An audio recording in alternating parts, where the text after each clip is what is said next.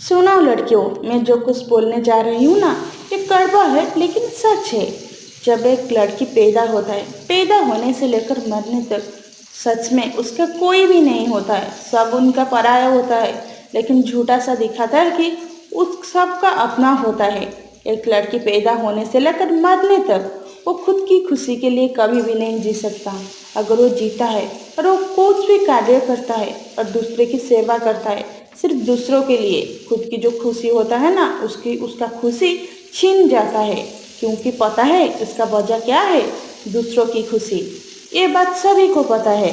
जब एक लड़की जब पैदा होता है ना, सब बोलता है ये लड़की पैदा हुआ है, इसको क्यों इतना केयर करती हो, ये तुम्हारे घर की नहीं होता है, पराई होता है, पराए घर की चली जाएगा, ससुराल चली जाएगा, और इसको शादी करने में भी दहेज लगेगा।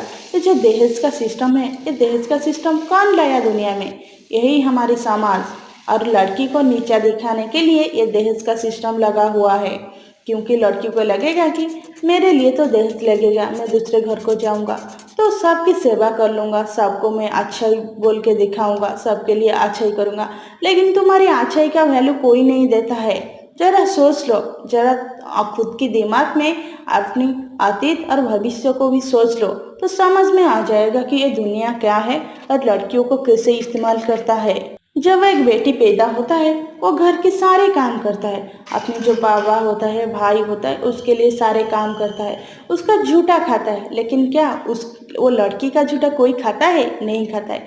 घर में कोई अच्छा चीज़ आए तो जो सारे इंसान होते, जो मर्द होते, उसको दे दिया जाता है, लेकिन लड़की को पीछे रखा जाता है।